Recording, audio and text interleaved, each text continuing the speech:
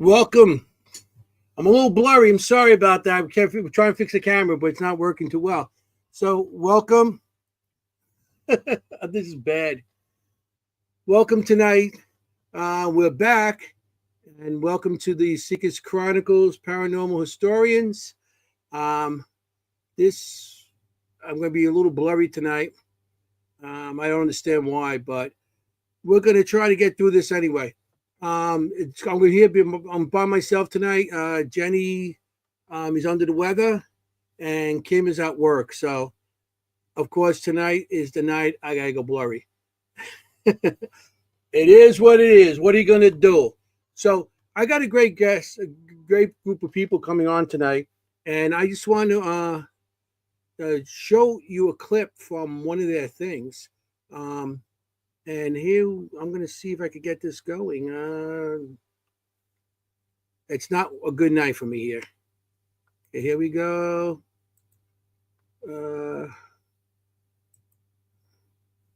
It's not working. That's bad. This is the first time this ever happened like this. And here we go.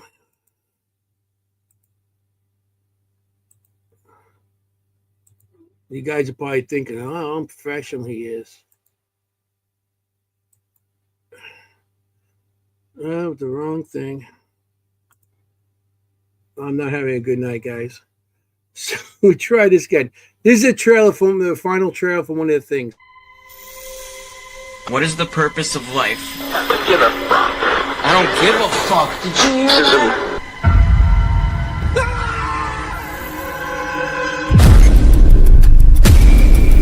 You touching my head?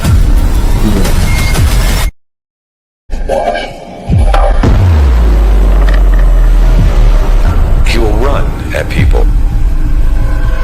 He's not afraid of making you uncomfortable. Get her out of the room! Full body apparitions, audible voices. We've had overnight groups stay as little as 30 minutes. He did have a mental disability, and he has zero concept of personal space. Oh my God, did you hear that? That wasn't very nice. I'm being touched by a man. He may be doing that to lure somebody out. To rush them.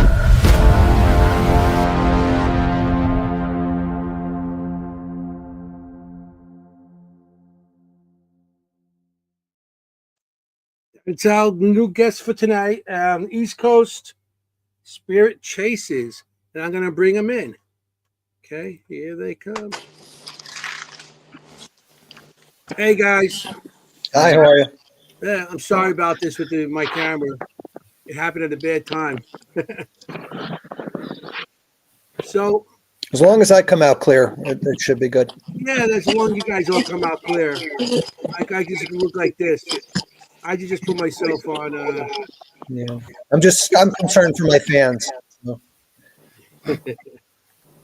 So, you guys been around a long time. You know, how do you guys get together? I mean, how did you guys first meet? Was it like at a Paracon, meet and greet? Take it away, Nick. Share the same cell in the jail? I don't know. Well, I mean, you're onto something there. But I mean, it started basically. I was watching My Ghost Story, which is a paranormal show back in the day, and it was just regular people that were showing their evidence that they got. And I said, well, I can do this. So I went to a cemetery with my digital recorder, and I ended up getting an EVP that said, you know, I'll kill them, and that was like a welcome to paranormal. So I started out by going on public investigations with people. We did Moundsville, and that's where I ended up meeting Terry and Travis in prison, of all places. See, I said. Yeah, you were onto it. And then eventually Dave reached out to us, and here we are. Just having adventures year after year, going to the most haunted locations in the country. Oh, and she's here. Meet Mel? How did I meet her? Why don't you tell her?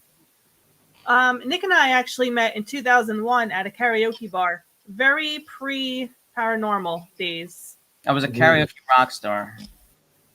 Okay. Yeah, And so we needed a space filler in Gettysburg. So I called her up. She went, and Here she we had are. she had an experience at the place that we were staying at, and she's been hooked ever since. isn't that the way it is? You get Yeah. one good experience, and all of a sudden it's like, how'd that happen? The Yeah. next thing you know, it's like, I need more. yeah, it's like a fix. Shoot me up. Mm-hmm. You know, I've always been fascinated with the paranormal and things like that. I'm one of these weird people that when I was a kid, I'd see my parents napping and I have to stop to make sure that they're not dead, because that's like the idea in my head, to make sure that they're breathing. Like I've been interested in death and what happens after that ever since I've been very young. yeah, that's usually happens. Okay.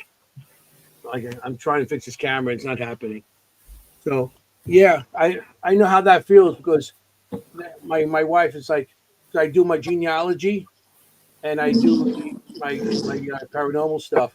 I'm like, what? Are you just interested in the dead? Yeah.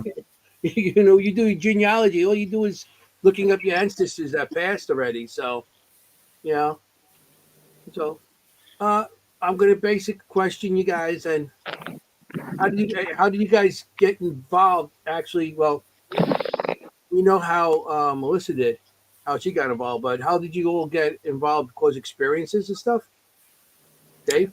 I was always fascinated. I had a few incidents in my home, and I got to a point where I was looking to start investigating. I thought about creating my own group, and then I started looking at existing groups, and I contacted Nick. We met up, and it seemed like a natural fit right off the bat. And I started with them. They took me out to a cemetery, and we had some amazing hits right off the bat. And then signed me up. I was ready to go. We were going at least one location a month, easily. Wow. Yeah.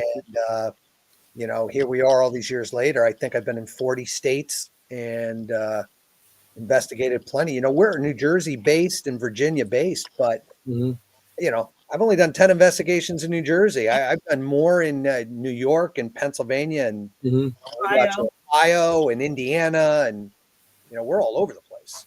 So. Yeah, that's great. A lot of bucket lists are getting filled there. Oh yeah, big time. Yeah. So Terry, how did you start?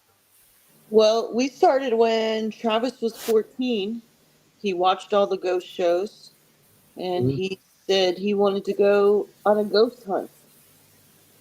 So I signed up for a public event in Gettysburg, and I wasn't sure if I was a believer or not. I didn't know I had gifts at that time. And we went to Gettysburg, and we saw stuff, and we heard stuff, and we were hooked. So we did public events by ourselves, just the two of us, for a long time. And then we ran into Nick at the prison, and he seemed to know what he was doing. So we hung around that night, and then ever since then, we've been stuck like glue. Oh, so you and Travis started pretty much together with the evidence, at Gettysburg. Gettysburg starts a lot of people. Yeah. Yeah. Gettysburg is like the candy store for the paranormal. You go in there, you're going to get something. It doesn't matter what, you're going to get something. Well, usually any newbies that want to come out and investigate with us, we're like, well, we'll start you off in Gettysburg, because that's always, safe. We know that there's nothing really terrible there. It's just everywhere is haunted. And we've gotten some great evidence from Gettysburg, as far as visual and audio. Yeah. Gettysburg, I've been going there since 2008, a couple times a year and stuff. So that's, like I said, it's the candy store. So I enjoy that. Gettysburg what got me, because I started my team in 1996. And, back then it was three of us, me, myself, and I. Nobody wanted to go with us. To go with me. You had a flip phone, right? In 95? Yeah. Yeah, I had that big brick. Going to be a beeper maybe even back then. Yeah, pager. Yeah. pages, whatever. It was, it is what it is back then. But nowadays, it's like with all this new stuff we're coming across, and so Hey, buddy. you guys been to. I'm looking at your portfolio here. I can't believe some of the places you've been to. It's awesome. You go pretty much throughout the country. Everywhere. Yeah. We get around. I've always been skeptical of our name, East Coast Spirit Chasers, because we're everywhere. Yeah. Well, you represent the East Coast when you go out there, True. It's true. I mean, I've done investigations as far as Washington State. So, I mean, Wow. wherever I can, I'll do an investigation. I did the Walker Ames house out in Port Gamble over there, and it was incredible. One of the best investigations I've had, because it's like the town shuts down at 5 o'clock. It's a ghost town, so there's no contamination anywhere, just complete silence. Wow. And What it was a kind of location town? it's Port Gamble, No, Washington. what kind of town? A ghost town. A ghost town. Oh, that's Ghost? good. Pun intended. And we got amazing stuff. And I was there with a skeptic at the time, and he's like, "This is freaking me out. I want to leave." So when you can get someone who doesn't believe saying, they're uncomfortable, it's a great feeling for me. Yeah. Nick likes to make people uncomfortable. So. Absolutely, and I'm so good at it. Hey, you're in a good field for that then. Yeah. Perfect field. So, what did I meet you at Gettysburg? Yes. Yeah, at the Gettysburg Bash. Bash. Yeah, I met you guys at the Bash. Because I've been there. I've been to Maine Con. I've been to so many places. The Paracon and stuff that you forget after a while where you meet people. Yeah. And it was Gettysburg was pretty good this year. It was. Mm-hmm. Yeah. So, anything you guys up to or? Yeah, it's interesting. Just yesterday, and I don't want to name the location yet, but I met with the head of social sciences at a college, and they want us to speak. Nice. They run the philosophy and the psychology classes there, and they asked us if we could do a presentation because some of the things they study is the meaning of life and why and things like that, ritual and things like that. And what's interesting about it is not only are we going to do a presentation, and they said the students are stoked, but they have some haunted buildings on campus, one being a former hospital and morgue, and one being the building that houses the history department. And they've talked about it for years. The custodians have told them stories, students have, and they basically have invited us to come in and investigate the school prior to our presentation. So Awesome. we're looking forward to that one. Yeah. That's great when you get to talk to people and get new people involved. Because what's thrilling about it is I'm talking to two guys with PhDs, and they're very open to hearing about it. They're philosophy PhDs, and they want to hear about it because they've seen things in the building that they're questioning. Isn't that something? With the people with all these degrees that don't believe in what we do, all of a sudden they give one good experience. Yep. And they're believers. They're science guys. They're science guys, and science getting on board. We've got that in the pipeline. We just came out with this documentary, The Conscious Afterlife, which is basically, we kind of dig a little deep into 3 of the most haunted locations in the country. And a lot of the shows, the movies, paranormal documentaries, they basically just focus on validating the evidence of the location. So we go a step beyond that, and we start asking spirits about the afterlife, questions about it, like what's it like, and that's really what the documentary is about, the conscious afterlife, and we do get answers on it. Right now we're working on another documentary, and this is going to be about haunted items and validating the claims or invalidating them associated with the items. And we've been filming this at a location in Jersey for us. Extremely haunted. It's called the Convent Tattoo Shop. Oh yeah, and, we had her on Sophie. On the show a couple weeks ago. Fantastic Yeah, Sophie. person, just Great a great person. I can't say enough things about her.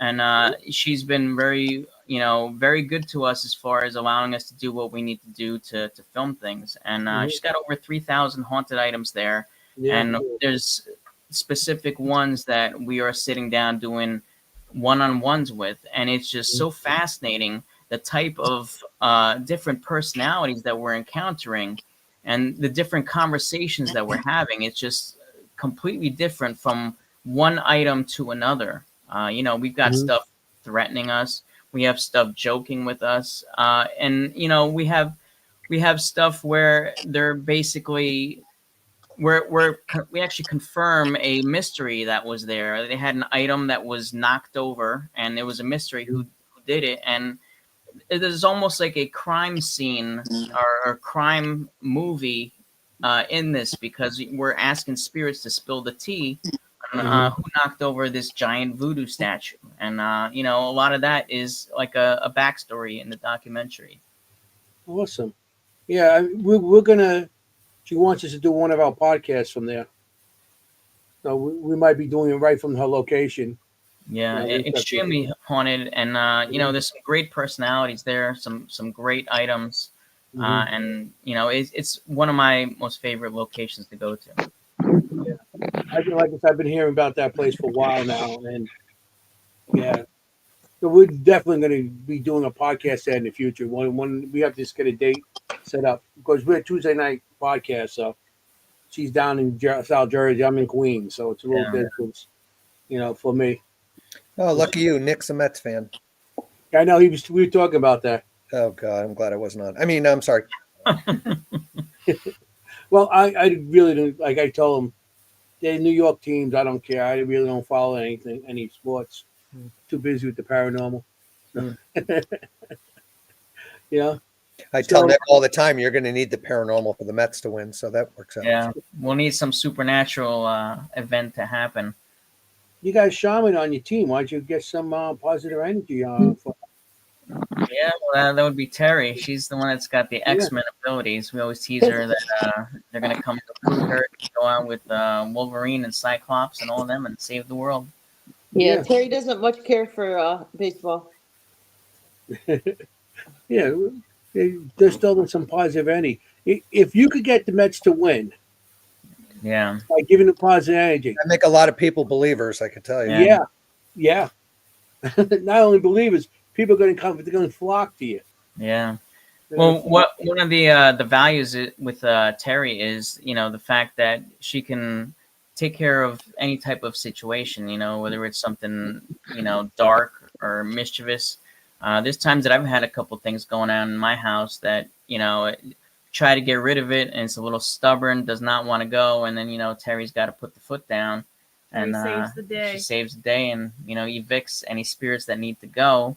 But we try to do a little paranormal therapy first, but sometimes we get those that are a little too stubborn, and that's when we got to call into Terry to try and work her magic. Yeah. Anything that could help. Yeah. Nick gets carried away. He's at Terry Chase Away bill collectors too. So it goes Terry, you want to come over here? I got some bill collectors.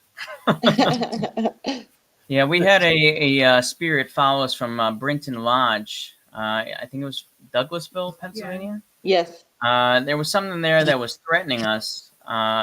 You'll see it in some of the clips that we have for you today. But something was threatening us, and it ended up coming home with us. And it started out, and we actually made a webisode on it on our YouTube. I ended up documenting everything that was going on in my house because it was really crazy. And I've got cameras everywhere in my home because doing the paranormal stuff, I want to make sure that I have eyes on everything. And plus, I have a sick mother in the house, so I want to make sure that I have eyes on her. But that being said, I've got cameras everywhere. I've got a garage full of creepy dolls and stuff. I got 3 cameras in there, and they've caught some really interesting things when this guy decided to come to my house and start some chaos. So go into our YouTube, subscribe to our YouTube, and check it out. There's a video there on documenting about the spirit that followed us home.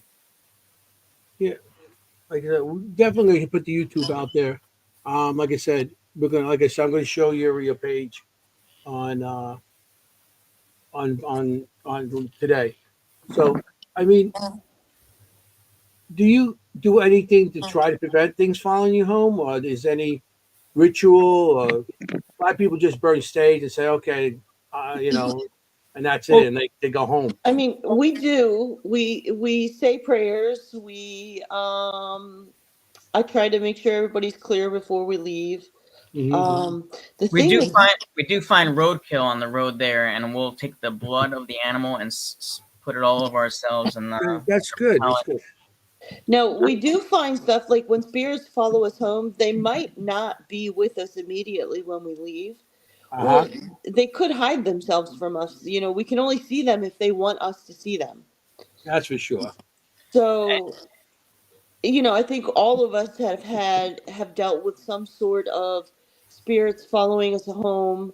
Um, Dave's had attachments. Nick's had an attachment. Um, even with me, before I knew I had gifts, I had a spirit that followed me home from Savannah, Oh, wow. and that was before I knew that I could do all the magic that I do now. And should I tell had, that story.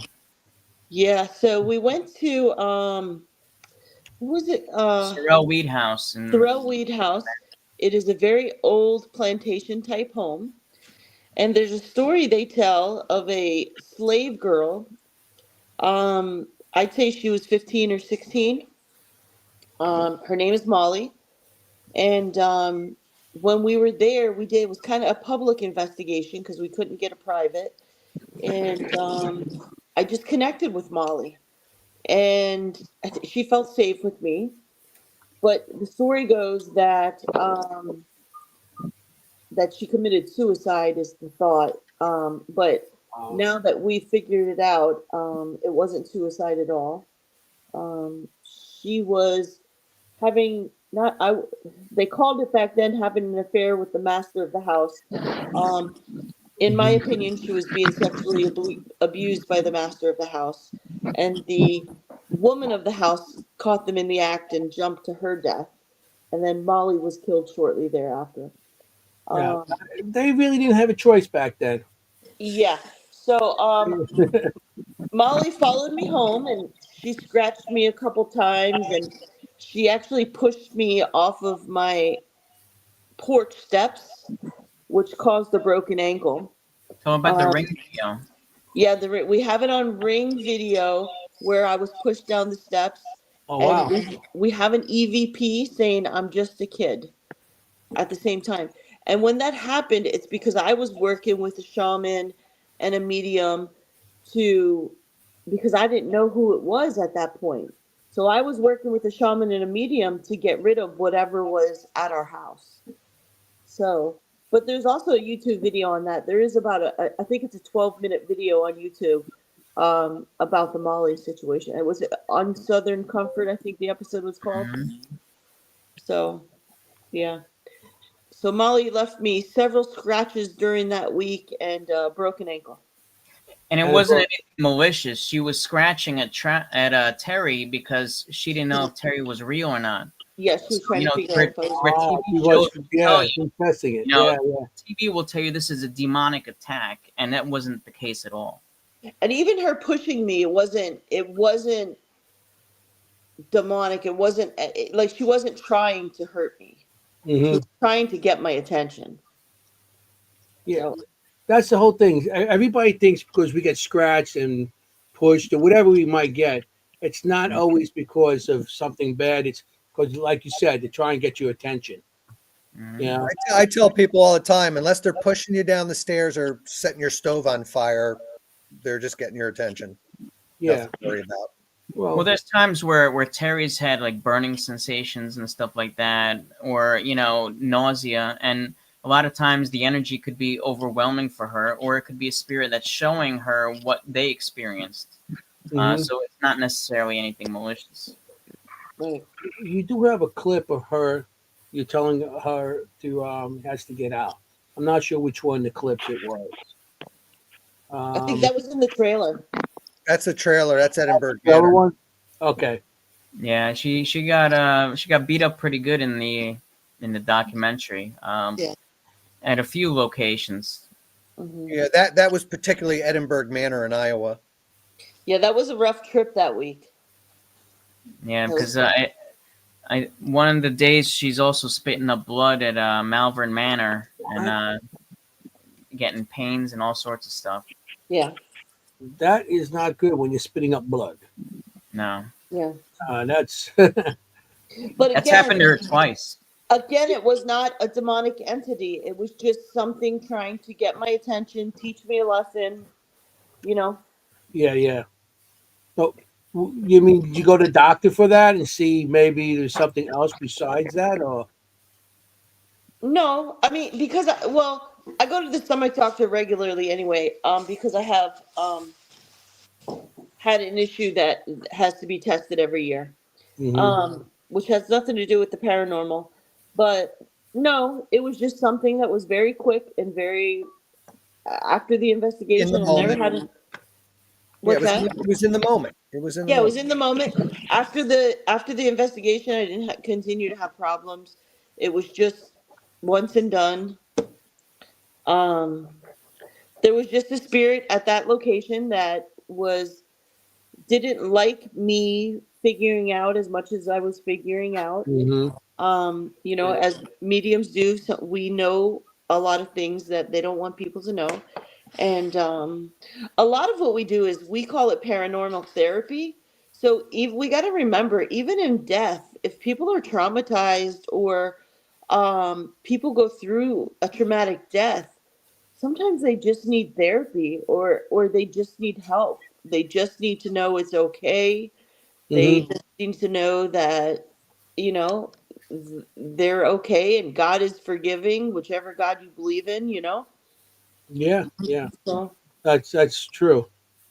Because many times I know I've done even at Gettysburg, in the battlefield and stuff, and the stuff that happened to them, how they were killed and stuff. They might not even know they're deceased, and you that's know, that's the issue also a lot of times. So, I mean, we've had situations where we've run into spirits who weren't quite sure where they were or that they were dead or how they died in California and they ended like those kids in that one school shooting that showed up to me one night. Like they had no idea how they got from California to here. And um, we had a friend that passed away, Brooke, and she was very confused when it happened. She was 21 years old. She went to the hospital thinking it was nothing serious, and before she knew it, she was dead. And when she came to me, she was very confused. She didn't know what happened. So yes, sometimes, if Travis, if you need to go check on G, go check on her. Just leave I it. will be right back. Okay. Sorry, Travis is helping to take care of his sick grandma. okay, So yeah. so Well, sometimes spirits just need a little help along the way. yeah. I mean, and spirits, like if something happens to Cal, they don't have physical bodies to keep them one. They could go anywhere. I, Yeah. I, I mean, going from California to here, I mean, there's no time limit to them because the spirits, like us, with physical bodies, so we have that physical travel. Right. That's what I feel with spirits. They could be or go anywhere they want. Yes. And I think We've had a spirit tell us that they could be three conscious entities at one time. They could be in Paris, Las Vegas, and here talking to us all at the same time, Oh man, which yeah. is a mind blow. Look how many spirits haunt the home they lived in, and then their workplace, or they could be anywhere. Hmm. So like I said, there's no physicality to keep them anywhere. Mhm. So um, as you can see, I'm trying to fix my screen as I'm talking to you. One big blur. So um, I'm going to show you some of the locations you've been to. Okay, I'm going to put them up on the screen. I'm putting your portfolio, and this is a nice little portfolio. Yeah, you know, Yeah, we get around. you know, Yeah, Penhurst. I keep track by state Actually, Nick also has a map. We have a map. We put pins in the map all over the U.S. wherever we do a location. Really? That's a good idea. Yeah, and we've done like I think I've done 40 in Pennsylvania alone. Yeah, So PA has a lot of stuff going on there. I don't know what's going on with PA, but Mm. you know, Mountsville. Mm-hmm. I love that. The West Virginia Penitentiary. That was Yeah. one of my favorites too. Rolling Hills was great too. I love that Yeah. place. I haven't been there. Yeah. I mean, I go all the different places, but some of the places I haven't been there. Pennsylvania, we touched a lot of Jersey, Ohio. New York. Ohio's a good state. Oh, we love Ohio. Yeah, I Never hear about disappointed that there. all the time. I've been invited there a couple times on different locations, which this year I'm going to probably try to get out there. You know, see, my issue is that my wife doesn't do this, Mm-hmm. so it's a little hard to go places when uh, she's like, she's staying home and Well, can I give you a tip? Because my wife doesn't like to do it either. But if we have a location where I can throw in a winery or horseback riding with a B&B, she's there. So you might want to try that angle. yeah, we'll try. I tried a couple of things, and I've been doing this a very long time, so I've been trying things through the years, and nothing seems to work. Now, is she a believer in spirits? Uh, until she met me, she wasn't. But I had so much stuff following me home through the years, and like I said, I've been doing this since I was 13 years old. Mm-hmm. I'm 63 now, so it's a little bit of time I've been, Yeah. doing it, and up to like 2004, that's when the people started everybody started doing paranormal, Mm-hmm. and because of the TV shows. Yep. Before that, it was like taboo. Nobody wanted to be part of it. As soon as people started watching the shows and buying K2, everybody became an investigator back then. Yep. You know, you know. And so but she not really into it. I tried, so but I still go in a lot of places. We Yeah. just went to Hoover House out in Waynesville, by Mhm. Pittsburgh. That's Pam. Mm-hmm. Yeah, and Steve. And we were there. It's a really nice place. I recommend you guys go there. We got Yeah, so we much went to going the on. Lookout House when they used to own that. Yeah. We haven't made it to the Hoover House yet. Yeah, the Hoover House, it's nice. Nice little area too. Plus they got a bar there, so Oh, there you go. We'll have to book that immediately then. What is Yeah, that? Like 40 minutes outside of Gettysburg, right? Yeah. no, it's 20. Oh, 20 20 minutes, half hour, yeah, something like that. Yeah. Because the next day, because I did they had this thing, the Parajam, Okay. and I did that. And then we stayed at the Hoover House. I was there for Halloween. I was at the Hoover House for Halloween, and then the next day for that, and then back. I was there 2 nights. It was nice, and she cooks very good, so you get food with it also. Nice. So I mean, I've been looking at some of these places here, Burlington Prison, a Mm-hmm. little place, but there's always some sort of activity going on there. And let me, put it on the screen. Yeah. Lizzie Borden House was pretty active. Yeah. I haven't been there, but I think the historian, I'm going to have him booked on the show for I think next week or the following week. Mm-hmm. They're going to start, I know Sam Baltrusa's tried to get us out there a couple times. Mm-hmm.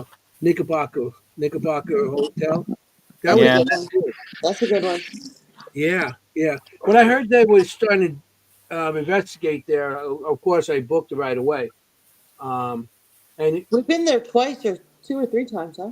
Yeah, I've been there 3 times already. Yeah, but you got to sleep with a haunted doll when you stay there. Yeah. how many places you go to that you don't sleep with a haunted doll? I don't mind sleeping with the haunted dolls, actually. So No. I sleep like a baby with them. That Gar Museum is where I saw my only apparition so far. You saw a soldier, right? Yeah. Yeah. So, I mean, which one of these places your favorite? I agreed with you when we were talking before we started. Mine is Trans-Allegheny. Trans-Allegheny, yes. Waverly Hills, I think, is mine. Yeah. Waverly Hills. I enjoyed Bobby Mackey's because it was just very dark, unpredictable. People being affected left and right. People being affected the day after. Like it was insane. So Bobby Mackey's is up there for me, but it was probably the only ones where I was scared. Like not during the investigation, but the following day when we dealt with the stuff we dealt with afterwards. yeah. Yeah, there was like borderline possession and stuff going on, and we had to get shaman involved. Checkout's like 11 o'clock. We didn't leave until maybe 3 o'clock, something like that in the afternoon. Surprisingly, they didn't boot us out, so Yeah. everything ended up getting resolved. It's awesome. Yeah, I'm looking. Like I said, I'm just flipping down, so everybody in the audience, all these different locations. I've been to a bunch of them. And some of the smaller locations like that a lot of people haven't heard of, like Bergen House or Dr. Mud House, those were really good locations, but they're not very well known.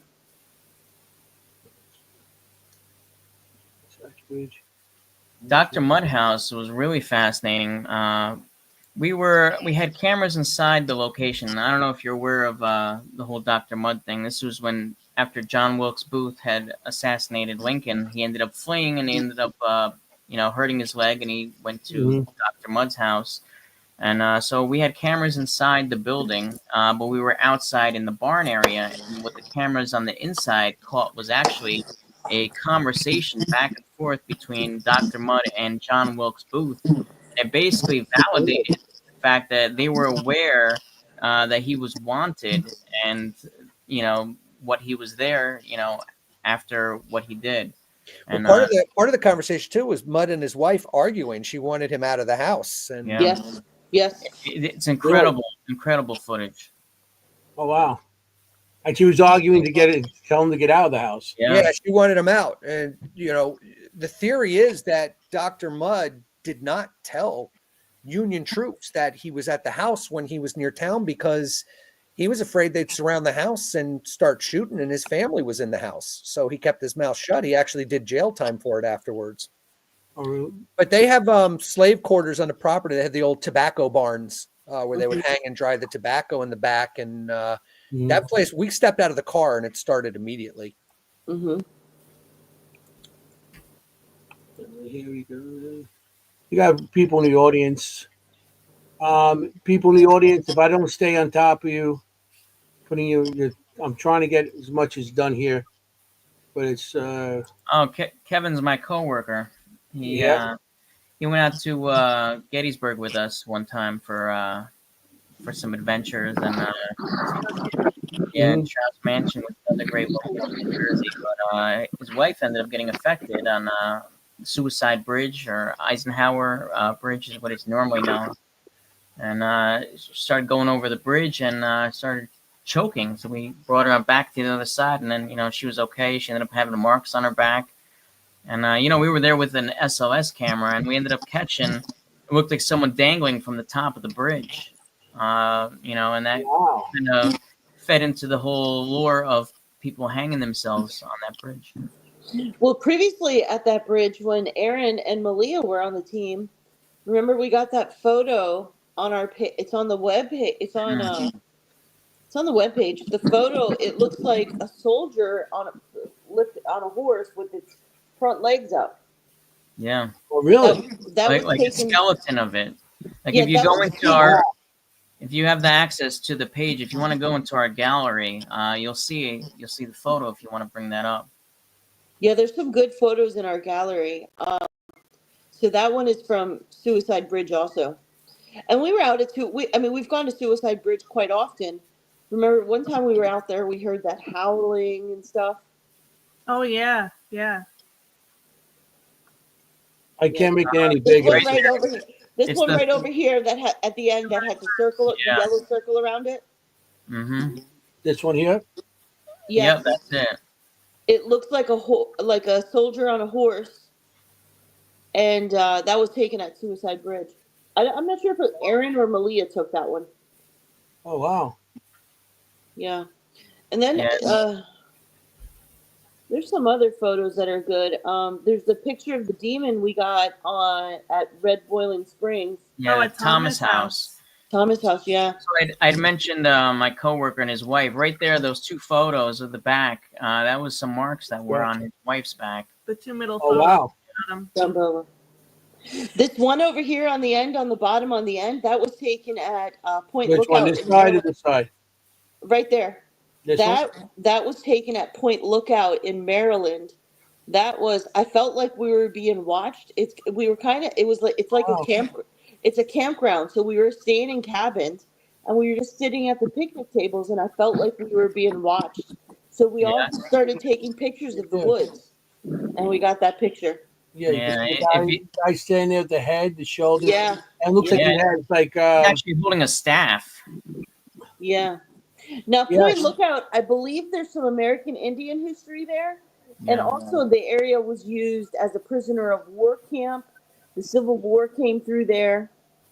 And it was used for a prisoner of war camp. So there's lots of history there at Point Lookout. Yeah. Now, if you scroll up and you see the picture of the scratches there, that's something that Terry mentioned earlier about Molly. Right. Yes. So, after we did this whole investigation, she ended up having scratches like on the chest area, and then the next day they were even deeper in the same spot. Same spot, but deeper. Wow. Yeah, That's so what that's that what that is. Yeah, you can see how this scratch right here. You see how it goes down and how spirits. I know when they scratch, sometimes they scratch and it doesn't stop bleeding till afterwards. Mm-hmm. Well, the first day was the lighter one was the first day, and then This one the here. second night she scratched me again at the same spot, and that's when it was darker. Oh wow. Yeah. So we'll go down here. I see Yeah, some more. he's coming in on my shadow figure.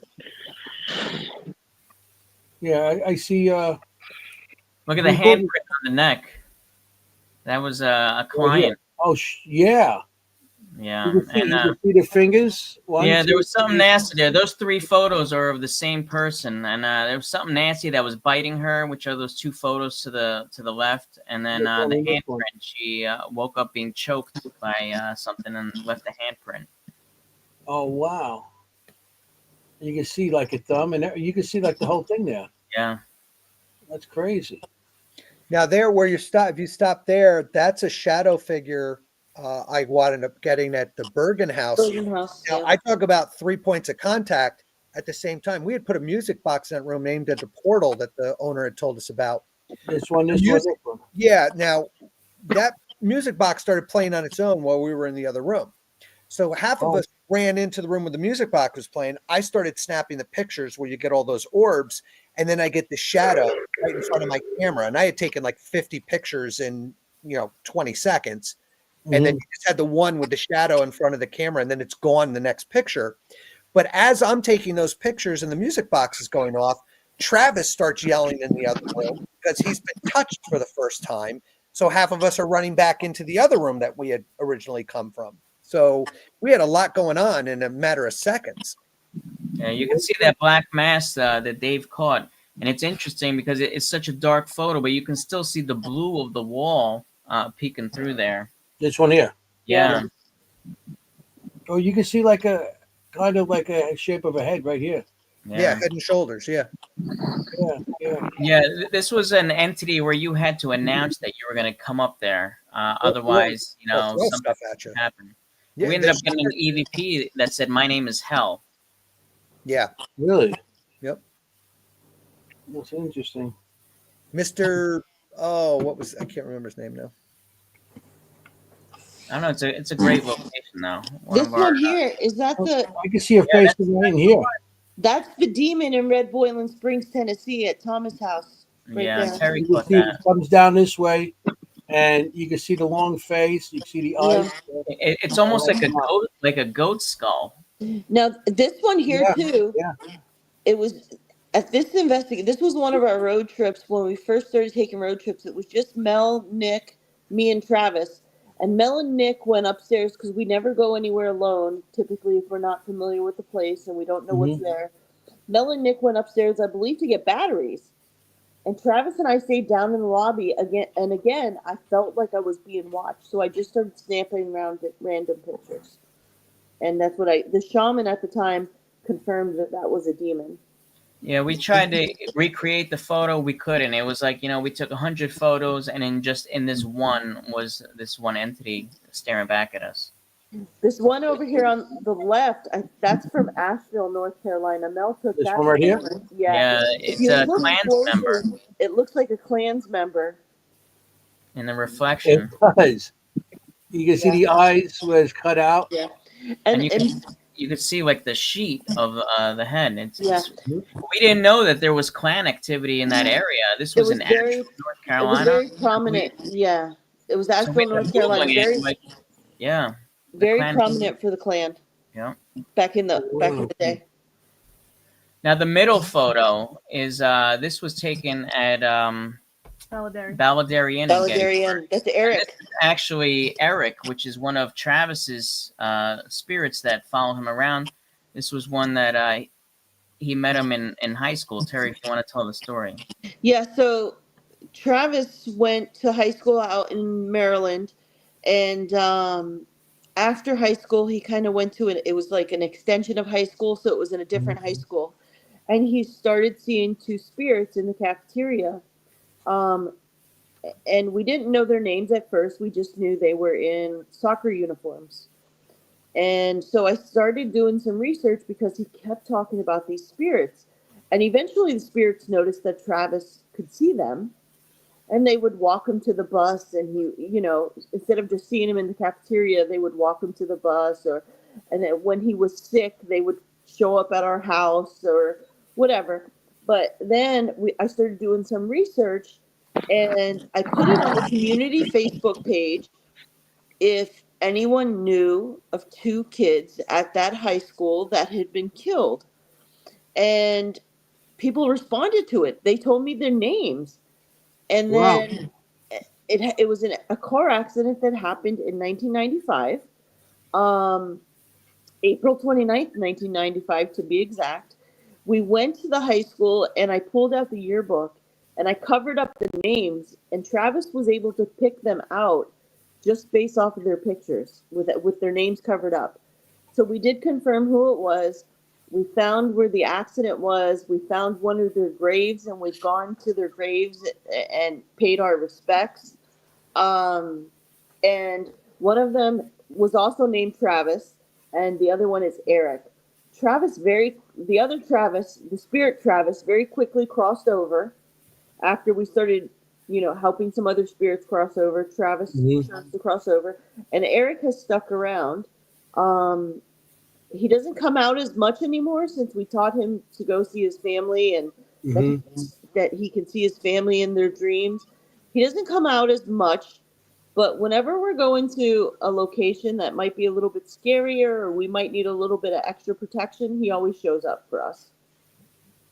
And again, there's a YouTube episode about Travis and Eric. Yep, it's called School Spirit. Yeah. These are all on our YouTube. Our episode. Yeah. Hey, you're not blurry anymore. I know. I looked up and I say, hey, there I go. I'm back.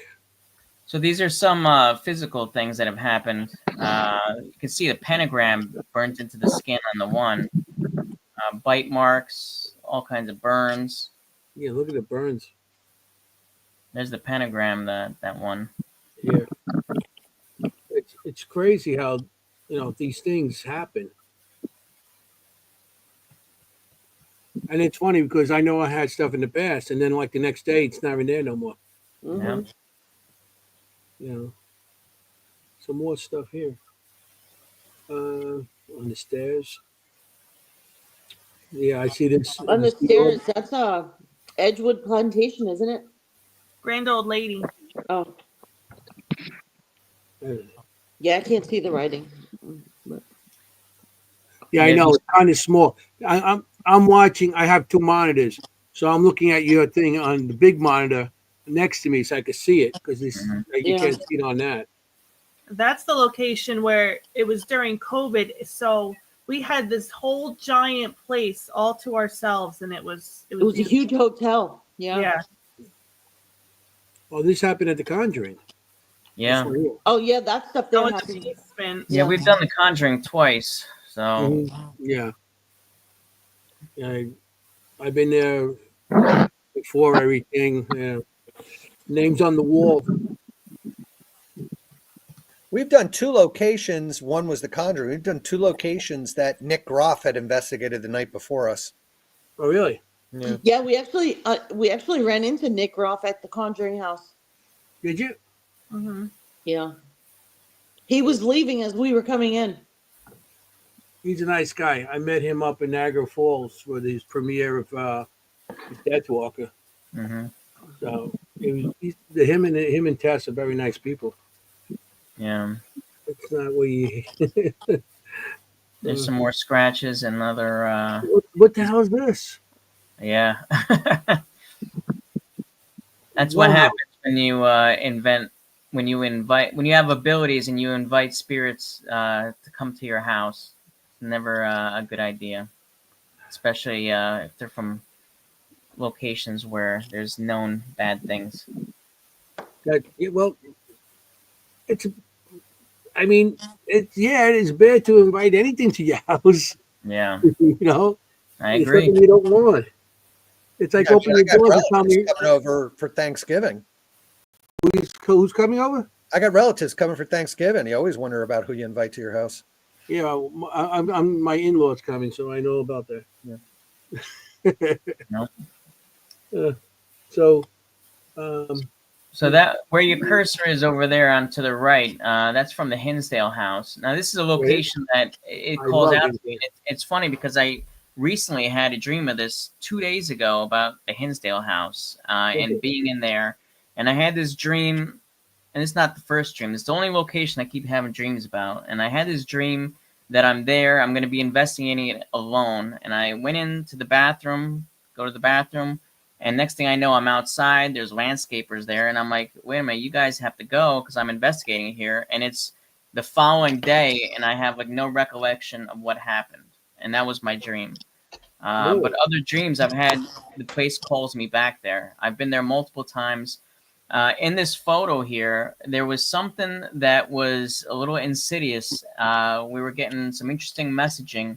And we took some photos, and Travis took a look at this, and he said he doesn't think that it's a little girl because we were getting a little girl coming up on the evidence, audio-wise. And he says it's not a real little girl because it couldn't keep its form.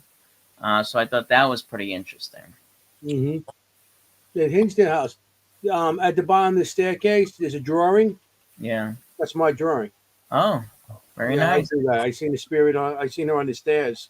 And I drew it, and I gave it to Dan, and he put it up. Yeah. That was. I mean, I have a couple of drawings from that place. Some of my profound experience was there. I've been going there for a long time, and some of the experience I had there was some of the worst. Yeah. You know? It's a great spot. Yeah. Now, if you scroll down that middle photo there, we were at Harriman Hospital. You see right there. So we were in the recovery room doing an investigation. Something told me to go out, and just down the hall, just snapping photos. I took 20 photos. I'm zooming in, looking at them, and this one photo had this person here that is just standing there in a green dress. It looks like a black lady standing there, and she just, smiling at us. So I saw this, like, hey, I got something. We ran down there and we asked her, like, hey, we saw you in the green dress, what are you doing? And she actually responded and said, I'm here to see the doctor. And then we mentioned her, like a bag that she had. Like, do you have a bag? And she's like, how do you know? And then that was it. So that was pretty interesting.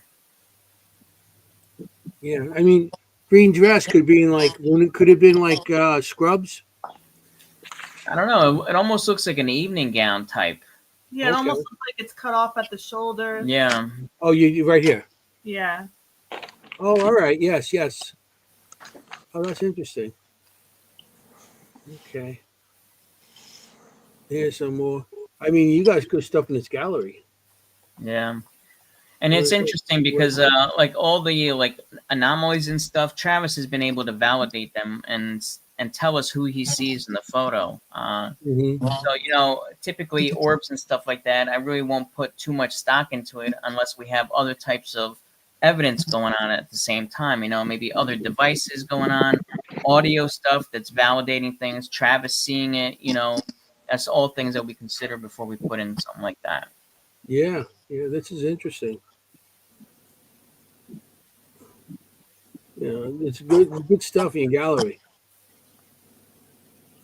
So, let me get this. Move this one here. You did send us some videos, so I want to maybe start getting into some of that too. Yeah. And I see you have your doggy there, so I'm gonna. Yeah, he's actually an investigator at the house too. He's one of our best detectors to let us know that there's a spirit around. Most times it's just my dad, but sometimes he'll let us know that somebody else here. That's cool. What kind of pup? He's a Morkie, which is a Maltese Yorkie. Looking for someone that can do exorcisms on dogs, so I'll put that word out because he's a little demon. I just got done watching my my grandpup, my son's dog, my grandpup, and it's a good dog, but I pet her, I hold the head, I go, release the devil dogs, release the devil dog. Yeah. Yeah, he's from Gettysburg actually too. Is he? Yeah. Oh. That's eventually a spot that I'm looking to move to get out of Jersey. And move closer to Gettysburg. I'm in love to get out there. Got too much going on here. It's like, to go to the, it's supposed to be like a 4-hour ride for me. When I went to the Hoover House with all the traffic. I went on a Friday, 6.5 hours. Oh, wow. Yeah. That's why I got out there. I walk in the place because I've never been there. I walk in the back door. I'm like, am I in the right spot? Because there was a bar there. Then I seen Pam standing behind the bar. I'm like, am I in the right spot? She goes, yeah. I said, good. I'm leaving everything in the car. I just drove for 6.5 hours. I'm going to sit down and have a beer. There you go. So I went down Halloween. So the spirits I had was, I had spirits with the spirits. What were you dressed as? Did you have a costume? Yeah, myself. That's scary. You're kidding me? I scare a lot of people looking like this. So, I'm going to show some of your evidence. I want to show the one I just mentioned. And you have it marked down as pet hauntings? Yes, pet hauntings. These are both from client cases. And typically we don't put out client case stuff because we don't want to put that out where, we get into a situation where they're like, I want to sell the house, and East Coast Spirit Chaser says that my house is haunted. I can't sell it, so I'm going to sue. That's one of the reasons why we don't do that. But just to respect their privacy. And to respect the privacy. But, we have a dog haunting, and then we have a cat haunting. So the dog haunting, the guy's like, you have to put this out there. So we do have the video and the okay from him. And then we have a cat haunting and just the audio clips and pictures from that one. And you'll hear a dog bark and you'll hear a cat bark. And a cat meow. And it's just really fascinating. It was amazing. We never heard a cat spirit bark before, so it was very amazing. But that's a rarity to get. Paranormal. It was like that cartoon cat dog. Yeah. So here we go. Evidence documenting the existence of pets who have passed away is uncommon, and we have only captured this type of haunting just once before. Do you have any questions for us? Oh my God! That was a dog paw. The following evidence is from a client case, and while we typically keep details of these cases confidential, this evidence was so compelling, and we felt it could bring comfort to many people who have lost a beloved pet. With permission from the client, we are able to show you this fascinating evidence while keeping their privacy intact. This clip begins as we get the word ashes come up on our word bank. Ashes. We just got ashes on here. Right here, Nick. Yeah. LWC, we called her a little white cat. If anyone saw a ghost, that cat saw spirits. That thing would communicate. It sounded like she was a little girl in a different room if we couldn't see her. It sounded like she would make noises. It sounded like a little girl talking. We would freeze, and it sounded like there was a little girl like, playing in our basement. It was the creepiest thing. Wow. But she's dead, so. We ask questions about the case, and Tracy asks about the animals in the home as we look into the possibility that the client's dogs are being affected. It is here that we get the meow of a cat come through, and I would like to point out that they do not have any cats inside their home. Is there something that you have against animals? Is there something that you have against animals? Is there something that you have against animals? What was Against animals. Meow. That's a cat. That sounds like our cat. That's a cat. And you don't have a cat right now. None of us. Yeah, none of us heard it. And we were talking about her. Right. My question is, did you get the permission from the cats to be on your video? Yeah, they signed a waiver. But okay. you know, I have my own personal story as far as my dog passed away. When he was alive, every time I went to shower, he would lean up against the shower. I mean, the door to the bathroom. So I would always hear that door push, and he ended up passing away. And that same day, I went to shower, and then I heard that door push in, like he was leaning up against it. And that was the last time that I heard that. I've also seen something white very low to the ground. He was a Maltese, so he was white, and I saw something out of the corner of my eye down below. She says she feels sometimes footsteps on the bed, and you know it's not our current dog that we have. So you know, I definitely believe that you know we have animal spirits here too. I had an experience with my childhood dog too. I got her for Christmas when I was 8 years old, and we had to put her down 2 weeks shy of my 24th birthday. And she slept in my bed with me all the time, and I was laying with my eyes shut, and I had my arm out, and I felt her underneath my arm, like I was sleeping, like with my arm over her. And I had, like I said, I had my eyes shut, and I said to myself, I know she's not there. I know when I open my eyes, you know, feeling is going to go away. And it did. I believe in all that. As a matter of fact, I was asked 2016 to write a story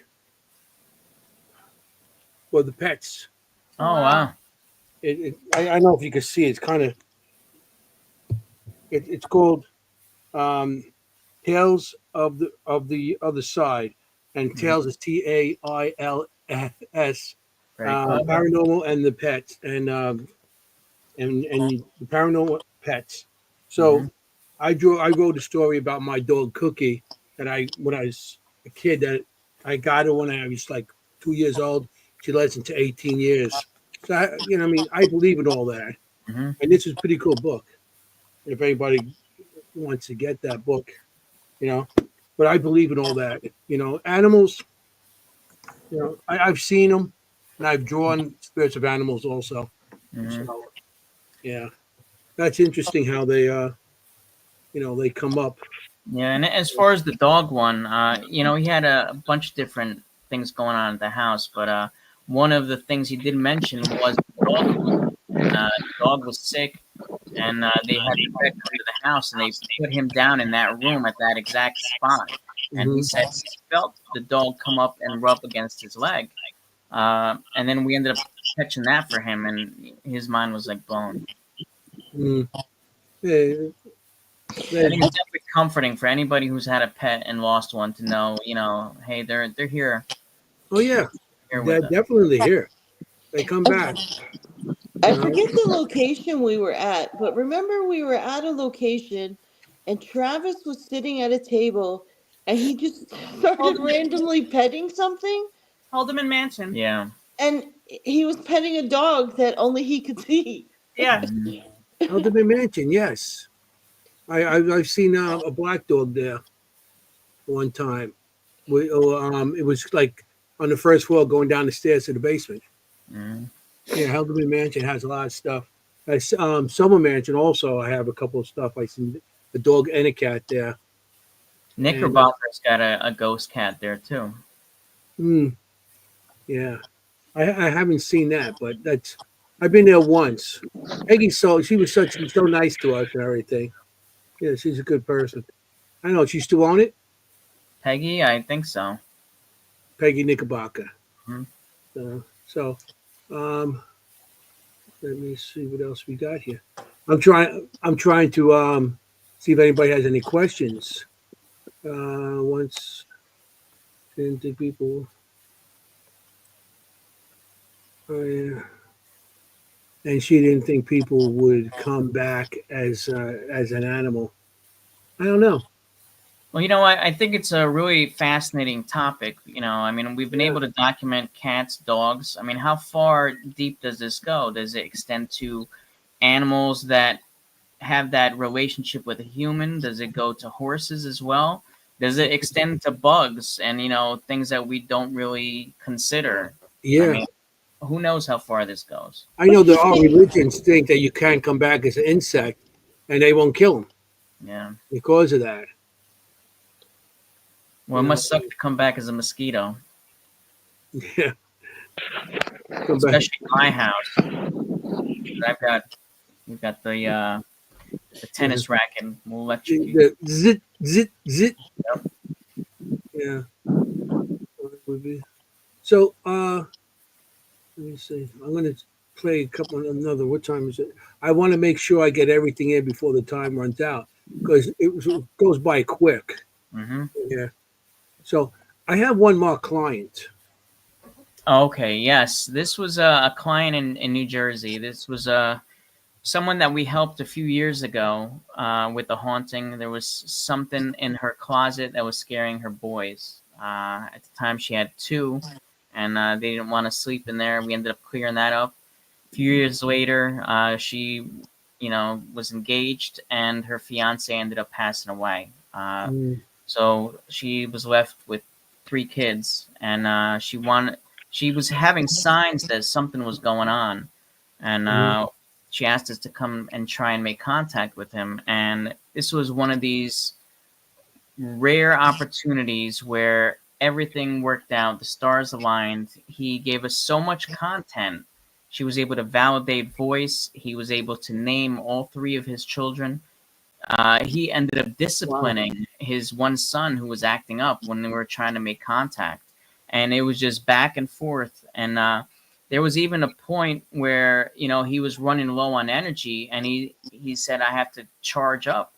And then he would end up charging up, and then he'd light up a REM pod after that. So he was kind of figuring things out in the moment. And this is just a small clip of just a sample of some of the evidence that we got. But we do have a full webisode on our YouTube. If you want to see it, it is absolutely incredible evidence validating our loved ones are there. All right, so let's get this clip going then. Hi. You say your name? I just heard Steve. Is there any message that you want to say before we go?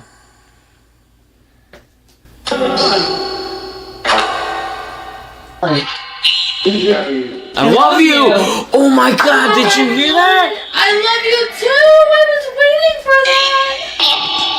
Wow. That was awesome.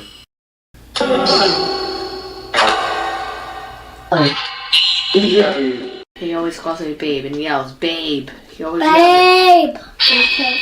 Babe!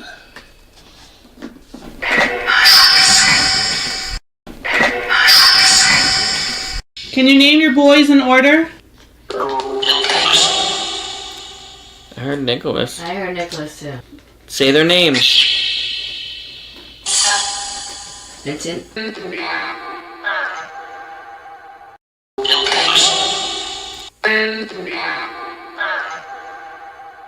I love you, Dad. I love you. He said, "I love you too. I love you." Daddy saying, "I love you too." This is his voice. Like I can't. Come on, Steve.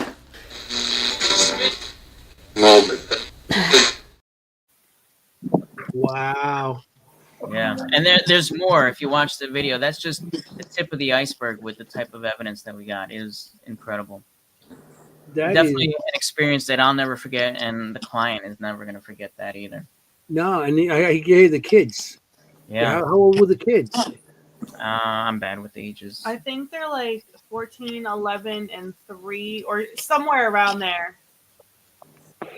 That's interesting. That was a good click, especially Yeah. with the names, and those are the right names too. Yep. Mm-hmm. Nicola, Anthony, and Vince. Yeah. Now, what's funny is Steve was there the first 2 times we investigated the house. Mm-hmm. Mm-hmm. And then he had passed on, and she asked for a repeat comeback. He was a little skeptical at first too, which is the interesting thing. And now he's experiencing it from the other side.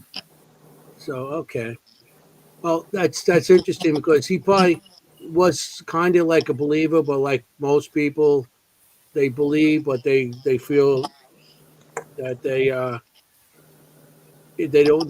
feel that if they feel that they believe and they start talking about it, people are going to think they're little guts, you know.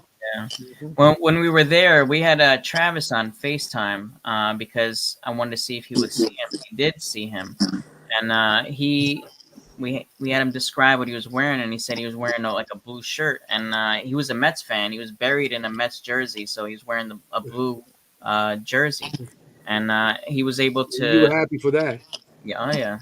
But there's various photos of Steve and his wife on the walls. There's one where he was more healthier looking, and then more towards the end where he started, when he was sick, noticeably sick. And we asked him, well, how does he look? Does he look more like, older or newer? And he looked more recent as far as how he looked. And that's one thing that we've learned is that spirits can make themselves look however they want to. Like my dad, when he passed away, he portrays himself in his 40s. Travis has been able to see that. So it's basically like an avatar that you wear that, you can project how you want to. Well, it's interesting because with my father, Travis saw him in his mid-30s in a business suit and said it was brown. My dad wore a lot of brown business suits in his 30s and the 70s, the 3-piece suits. But what's interesting is he always saw my dad in a brown suit. And then one day he said he saw him in a white coat. My dad used to work in the lab before he was the pharmaceutical head of. Oh, wow. And what was interesting was he must have been projecting himself younger and earlier in his lab coat. So like flipping and changing. That's interesting how they come back to you as, I mean, I'm going to come back looking like Brad Pitt. You kidding? I think you actually had to have looked like a Brad Pitt at one point for that to work. Oh come on. Just destroyed my, Well, let me know if you can change it, but. Well, I'm not going to tell you anytime soon. Okay. I'm not going to, I don't look to get there anytime soon. That's all our questions. All our questions are going to be answered when we go over to the other side. Mm-hmm. That's when but none of us are going to go there too quick. We want to get it on the recorder or something else, That's what we're looking for. One thing we've also been able to do as a team, I think, since we've been together, we've all dealt with a good amount of death and of our loved ones and our friends and stuff. But we have our guardians. Our guardians, we call them our guardians. So when we do have a death, it brings us, or me specifically, some level of comfort to know that we have people in the spirit world that can help them cross over or to make the transition, I guess is the best way to say it. Yeah. For example, I lost a friend just a couple months ago and a coworker, and the first thing that comes to my mind is he okay where he's at? So I can very quickly send our guardians that are spirits that are with us regularly to help him make that transition. And we were able to do the same thing with Brooke. And when my brother died almost 5 years ago, we had a spirit that kind of taught him how to live the dead life, which I call it. So it's kind of cool that, and it brings us some level of comfort that we know, specifically because of the paranormal and what we do, we know that our loved ones are okay where they're at. Yeah. When you go, you talk about guardians. Do you feel they're family members or they just people, your random spirits that attract to you? Both. Ours are both. So we have a group of we call them guardians that we've picked up from many places. For example, we have Dave's dad, we have Nick's dad, we have Eric, who Travis picked up from high school. We have two farmers, which came from farms that Travis's grandparents have lived on at different points. We have Who Will, else? Flight We have 93. we have Will, who we picked up from the Flight 93 Memorial in Pennsylvania. Wow. He died. He died on. We have the soldier who came from his grandma's farm, where she lives now. The soldier came from there, and the soldier actually resides at his grandma's house. But he stays in the upper level of the house where no one ever goes anymore. But the soldier is interesting because he doesn't come out as often. But we were over at his grandma's house one time when I didn't feel well, and the soldier came down the stairs and rubbed my head as if just to make sure I was okay, and then he immediately turned around and went back up the stairs. Oh, wow. So he resides there, and he comes to see us sometimes when we need. I think when we're in a more dangerous situation or the spirits just aren't sure if we're safe or not, they'll all come out in full force. We can always tell the level of danger of a location based on how many guardians are with us.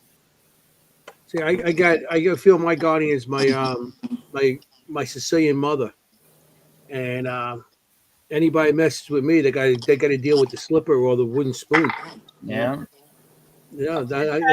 See them. He'll see them as they portray themselves like much bigger and kind of, he says, like puffed up to intimidate, I guess, any potential spirits who want to have bad intentions. Right. Yeah. And I have to say, I'm a little jealous of Dave and Nick because their dads come along, and both of my parents have died well, it's a year today since my mom passed away. And my dad died a year and a half before that. And because of their beliefs, their religious beliefs, I'm pretty certain they both cross over and don't come and visit.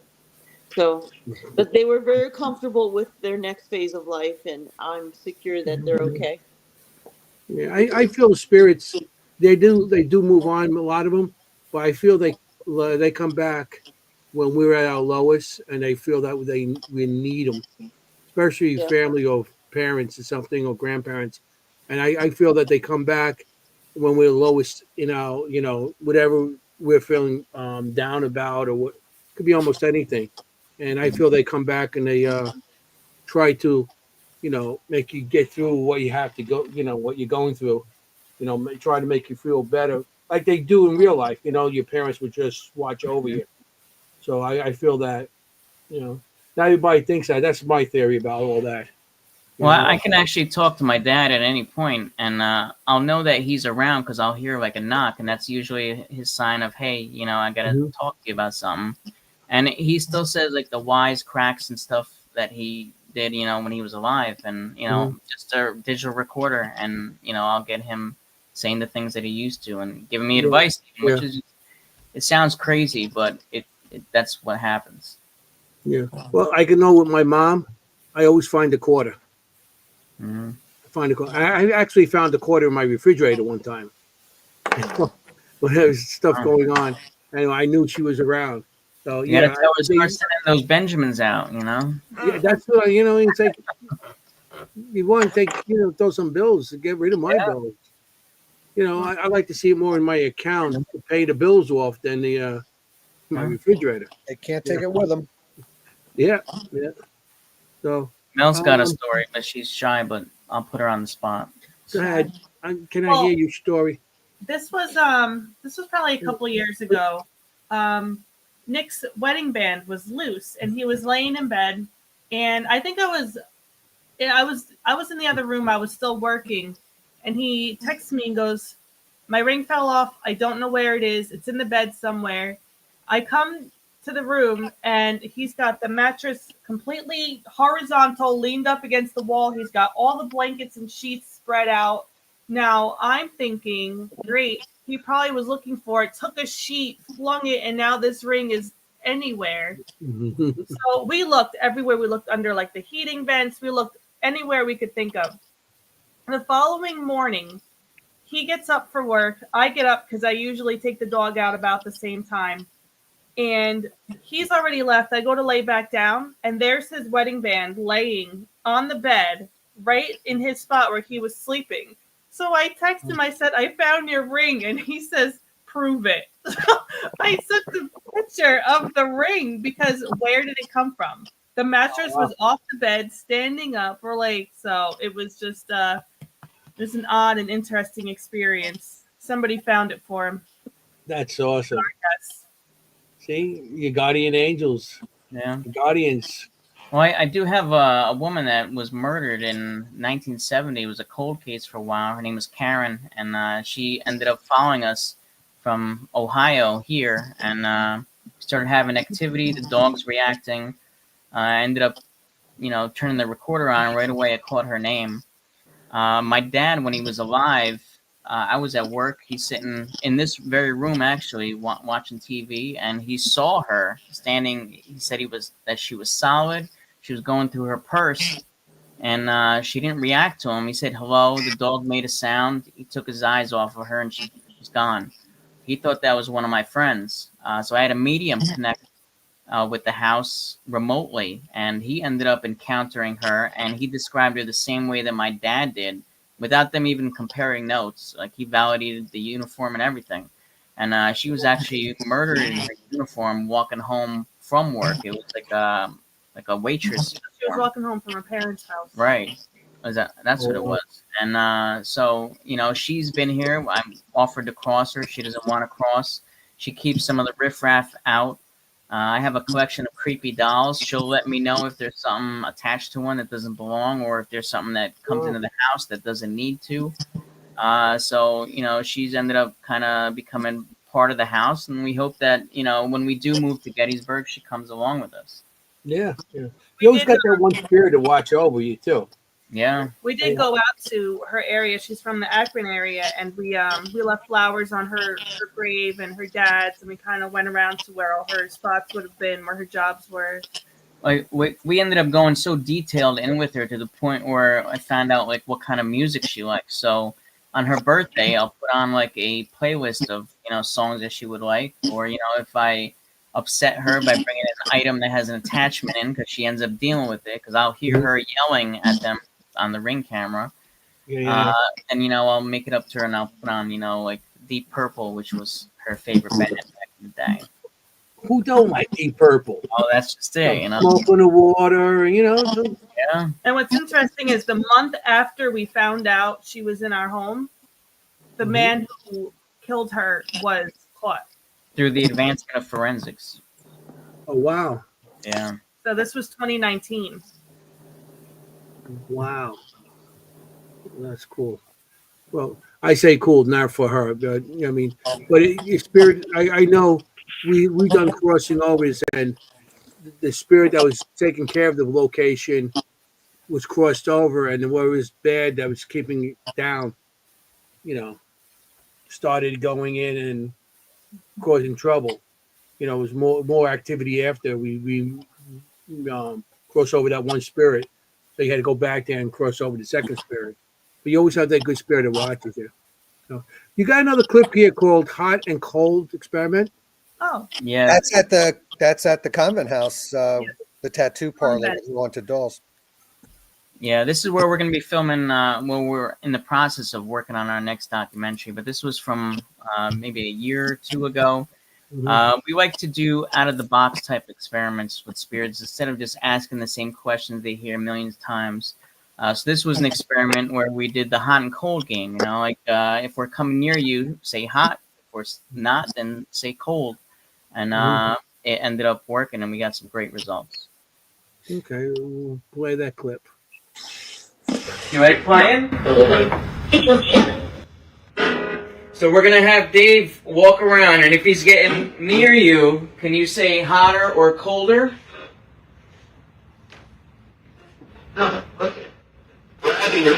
We're out of here. Cold. Oh my God! Did you hear that? Wow! All right. And then says, "Cole, go home." Yeah, they're like, we'll give you what you want, just get out of here. We got a Deep Purple fan in the audience too. Yeah. Book of Talisman was her favorite album, by the way. So I mean, nothing like Blackmore on guitar. So Deep Purple fans. Some purple, Deep Purple. So yeah, but I mean, I thought that clip was great because you hear the kid, you hear his voice saying, yeah, I like to play, I'll play with you, and he did. That when we had her on the on my show on the podcast, and she showed us some of the dolls in the background and all this. She sent us a bunch of pictures because we have pictures shown. I mean, it's like, wow, she has a lot of stuff there. Yeah, and we actually met up with somebody in Little Rock, Arkansas, who had sent her a ton of dolls and got to interview her about the dolls she had forwarded it on. Mm-hmm. Yeah, she's just talking about the dolls and how the location, how she found it, and how she was drawn to it, and that's interesting. She's got a name on every doll, and she's got a bio on them and a backstory, and there's a lot of dolls. It's really fascinating because about 80% of these 3,000 haunted items were donated to her. She was on a paranormal show, and people saw that, and they said, I have this haunted doll. I'm just going to send it. And all of a sudden, all these packages with all these haunted objects started appearing, and that's a majority of her collection. And she's still getting random packages, and she's still ordering things, and it's just creating more and more hauntings for her location. Yeah, she has more than dolls. She has, voodoo masks, and tribal masks. Other things too. Tribal artifacts, everything you could think of. I like because she showed us pictures, and she has like a whole thing of clown dolls. Yeah. The section is clown dolls. The clowns don't bother me, but it was people in the audience like, that's freaky. That's pretty cool. Yeah, I really like. She's got a Mardi Gras doll that was in a bar in New Orleans, and it was like throwing glasses around and causing problems. So they sent the doll up to her, and that was one that I was trying to connect to when we were working on the documentary. Yeah, because we talk about Ouija boards and all that stuff, and we talk. Matter of fact, like I mentioned that she wants us to do a podcast out there.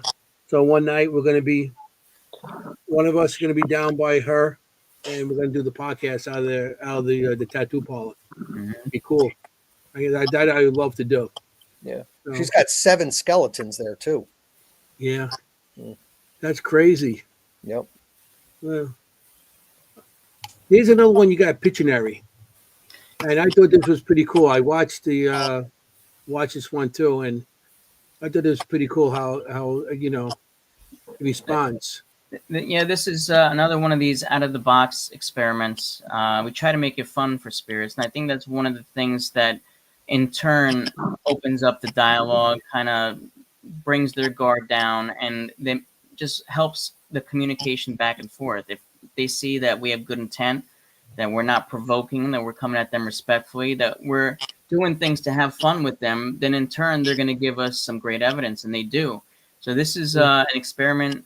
Dave is a fantastic artist. Like, I don't know why his stuff is not in museums, but he's in charge of the Pictionary stuff, and he creates these masterpieces, and these spirits will react and tell us what he draws. And part of the whole thing with paranormal investigating is getting that validation that there's Mhm. something out there. So if you can draw something so wild and then have them tell you what it is, I mean, how can you say that that's not something? Yeah, I So know. Yeah, it's we do two that with different sometimes with words. We just write a yeah. word down and say what this is. So it's the same thing with the pictures. It's pretty cool. If you get a direct response, how can you say it's not? What's this about? Yeah. How can you deny it? Yeah, You so, know. so the first clip is from West Hill Manor, and that's in Burlington, New Jersey. And then the second one was from Greene County Alms House, and that's in Waynesburg, Pennsylvania. Yeah, just south of Pittsburgh. Okay, here. So we're going to show the clip. In the kitchen, we had just turned the camera off, and a voice on the ghost box says, "Draw a picture." Dave then took a paper and pen and turned this into a Pictionary experiment. Yeah, flying sharks with guns? He's in the sky. What kind of drugs are you guys taking? I'm just drawing multiple things, maybe we can get a hit. Can you tell me what Dave drew here? Or better yet, what kind of drugs Dave is on? You just say a shark. Do you want to play a game with us? Dave is going to draw something. Dave already drew it. Okay. All right.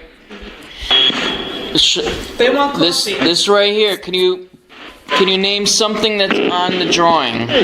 What is this item right here? I don't like pointing at your crotch and saying. Okay, this item.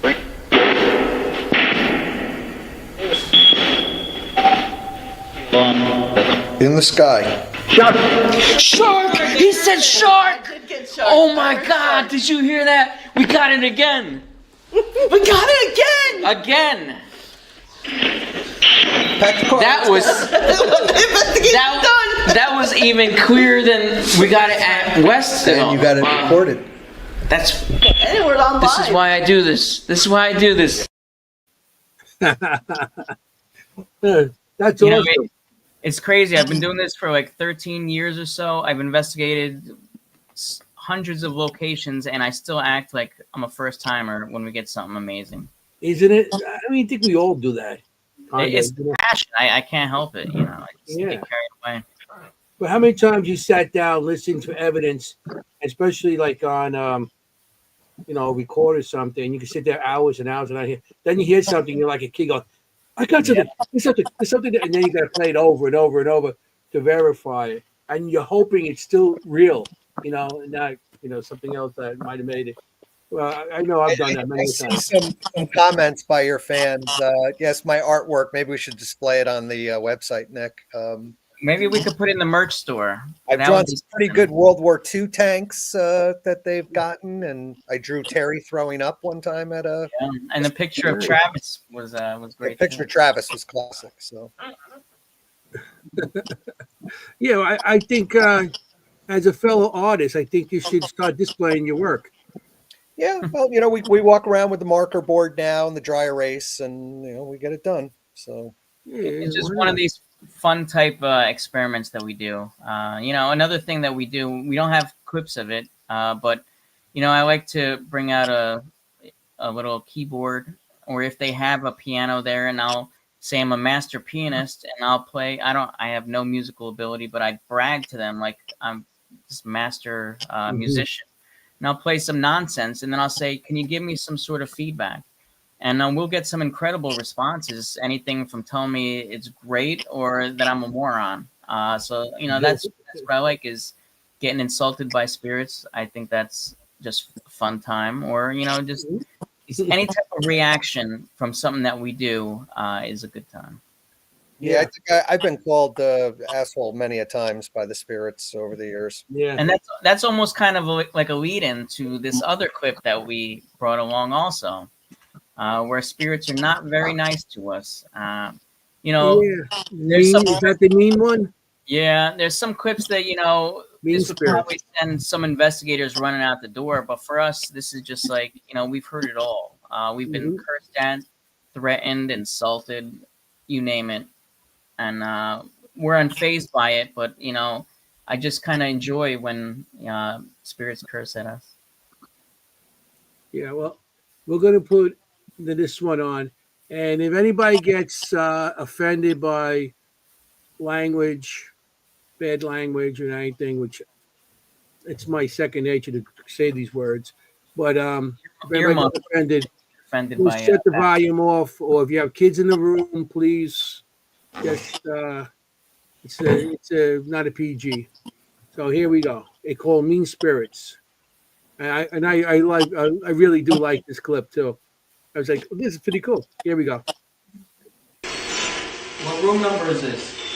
Did you hear that? He just said F you. That's not very nice. You're a bitch. Where's Jeremiah? Be serious about your diet. What? You need to be serious about your diet? Are you really worried about my diet? Any more, Mr. Boy, he's still lecturing. Whoa! Could this be? That was a woman. Mm-hmm. What is the purpose of life? What are we all meant for?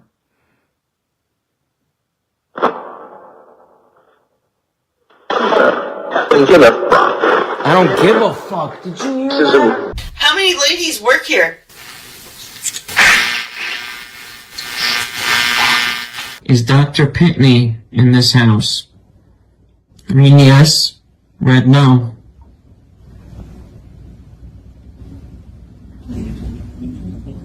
Fuck off.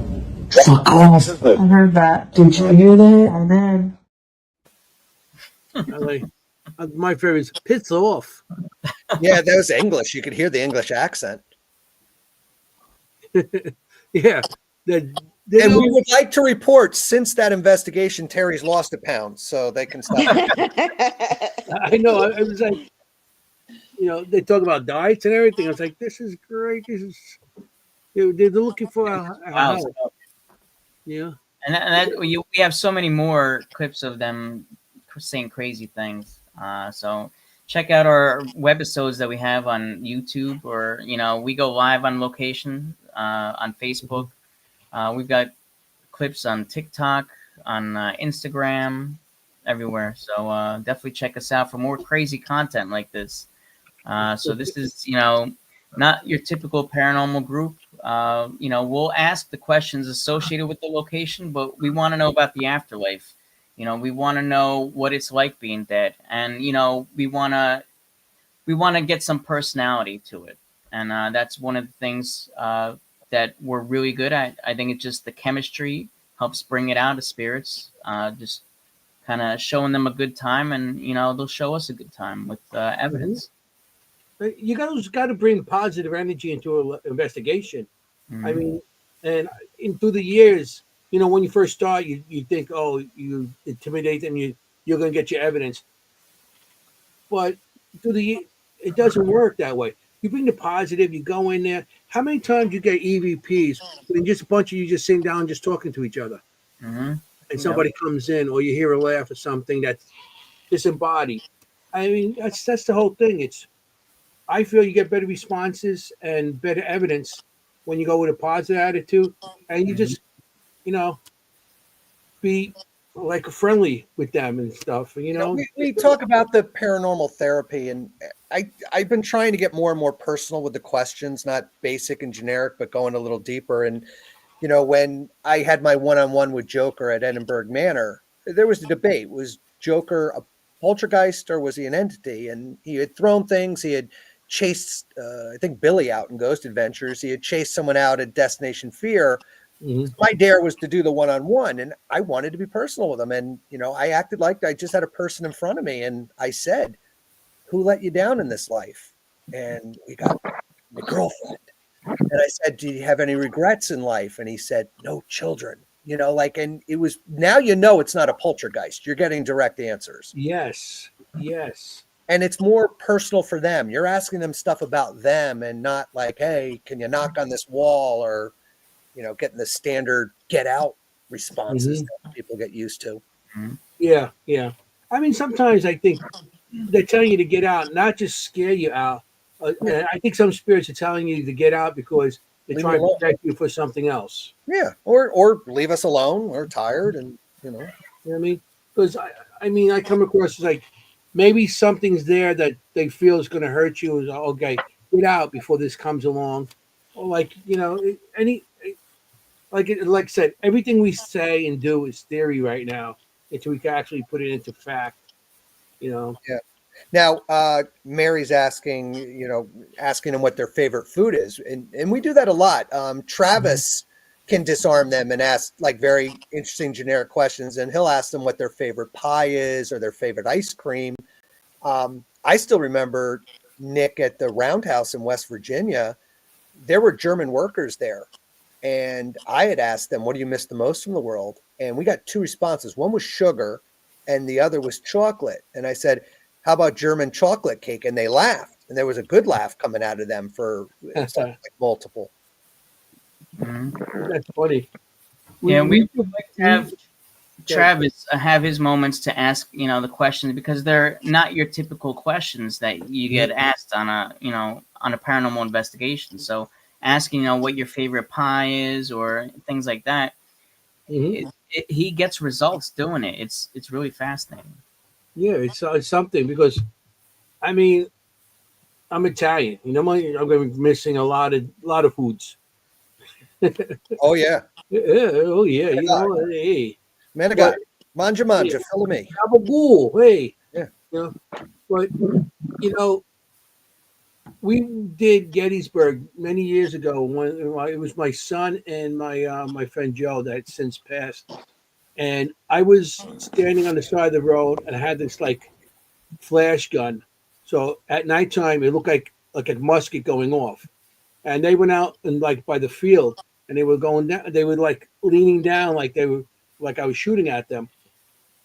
And my friend Joe goes, "I got some chocolate. Want some chocolate?" And you get his spirits, and he got disembodied voice, and he actually got it on the recorder. Say, "Give me some chocolate." I mean, yes. And back then, in the Civil War, that was a delicacy. Not everybody had that. When we were at Halderman Mansion and we had the little girl upstairs, and she was responding to everything. I would say Pika, and she'd say Boo, and I'd say Haydn, and she'd say Seek, and she was filling in all the blanks. And I told her at the end, "We're so proud of you. If I ever come back, I want to bring you your favorite candy. What's your favorite candy?" And we played the EVP back, and she said licorice. So Oh, wow. if I ever go back, I'm bringing her licorice. Yes, held him in mansion. That's good. But I mean, was that down the basement? No, up in the kids' room where they see the shadows and the kids play hide and seek and they can move the ball across the floor. And she was activating her music box a lot. And we had a one-on-one where she just kept answering all the questions. I asked, can you leave this room? And she said, yes. I gotta send you a shadow I got coming out of the closet over there, just like peeking out, and it looks like a little girl. And I got that on my CC camera. I got it on my close camera. We have a video also from Haldeman. It was a stationary camera on one of the floors, and we were on a completely different floor, and we caught a shadow in the background, just going right through it. It's really fascinating. That's where Dave unintentionally scared all of us in the room above the kitchen. No, that was in the main building, not the kitchen. No, it's the room above the kitchen. Yeah. Shadow. Yeah. Well, timing is everything. And right at a very tense moment when we got a very creepy answer is right when a bug hit my leg. And right when I think it was like a stink bug, right? Yeah, something landed on my leg right at the time where it said, like, "I'll kill you." And I screamed and jumped. And basically somebody threw their phone. Terry couldn't get up. She was falling over herself. Nick did a 180 in the air and dropped down sweating. And yeah, everyone had a little mini heart attack at the same time.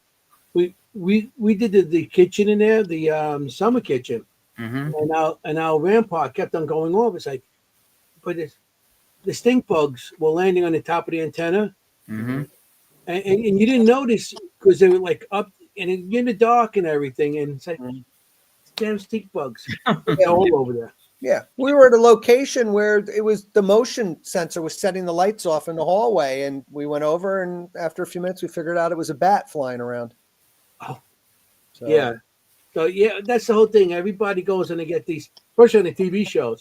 If that kept on going off with us, and you have a TV show, they would have said, "Oh, it's something there." Demon. Not, it was an insect that was setting it off. You guys, it was a bat.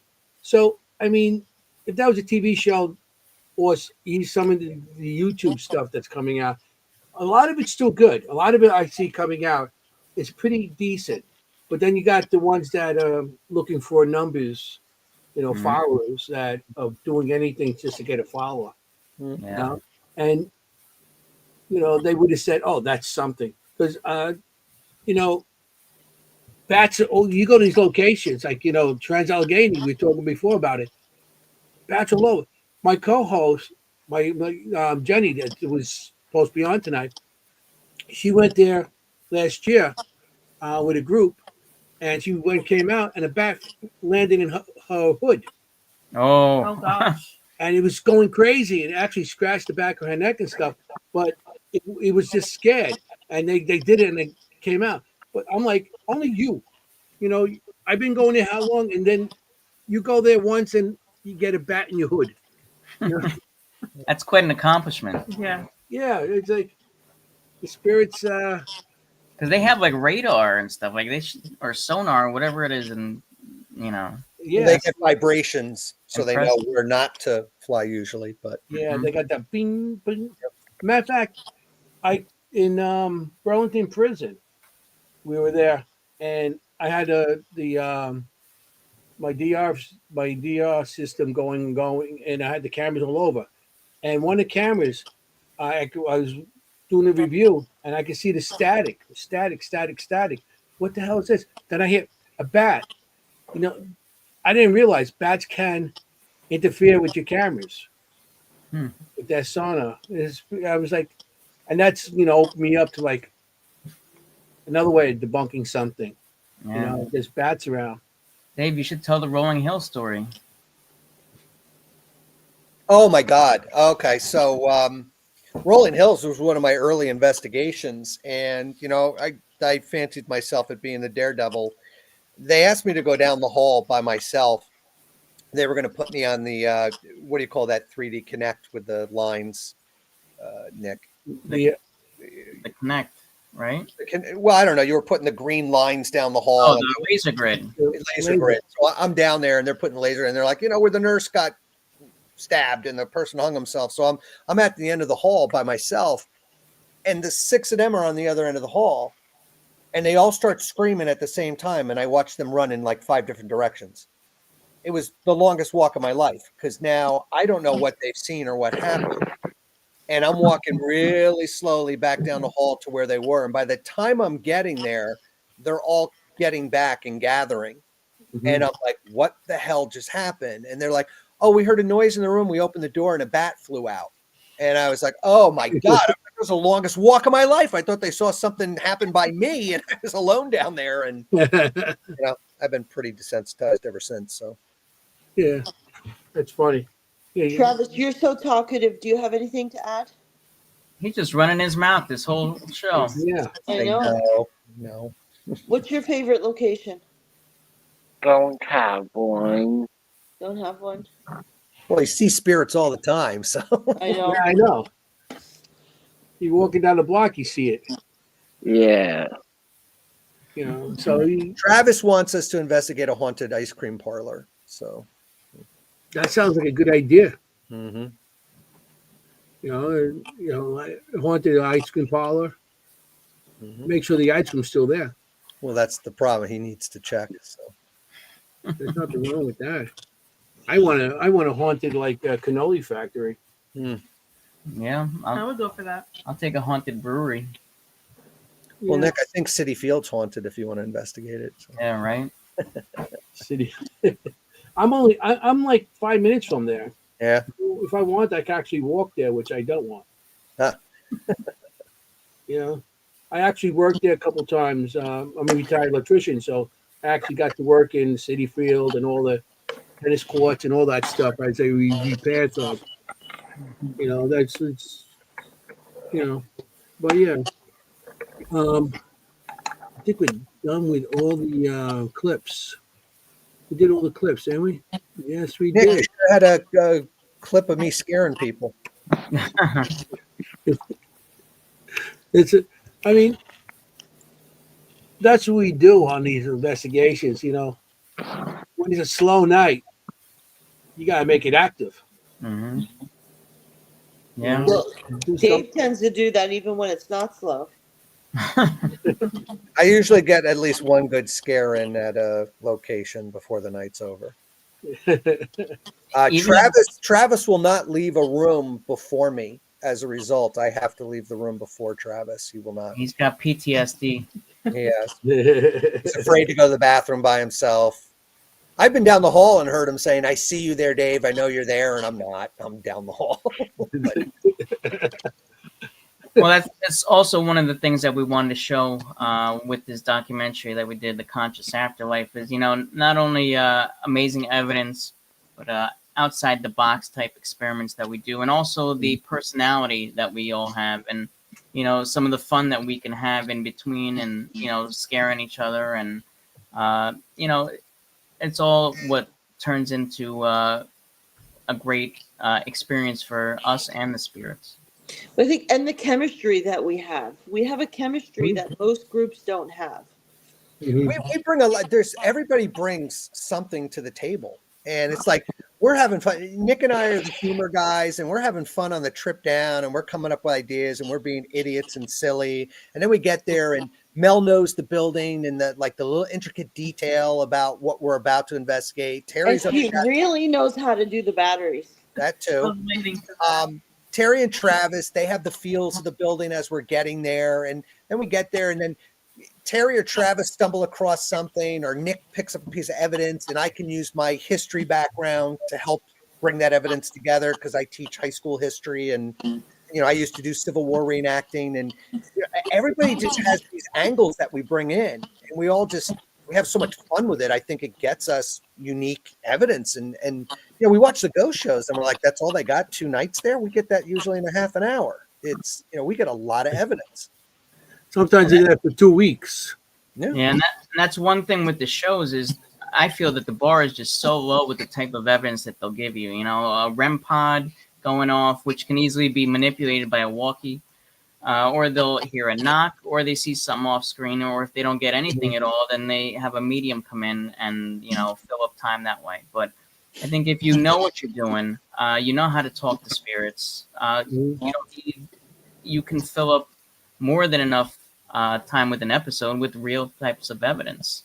And that's why I kind of frown at these people that fake things. It makes our field that much more difficult to do this. And if you know what you're doing, then you don't have to fake anything.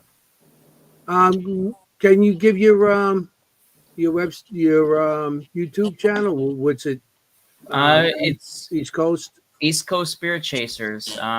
Search us on all social media platforms. We also have eastcoastspiritchasers.com. Check out our documentary, The Conscious Afterlife. That's on our YouTube channel. We have clips constantly. We post up. We go live. We do it all. TikTok. We're hip with all the social media apps. And, we're looking for a new location. And we'll travel everywhere. So it's all about bucket lists. We want to get to some great locations and see what we get. The one that's on my list is still the Sally House. We've done that one. We've been there. Did you?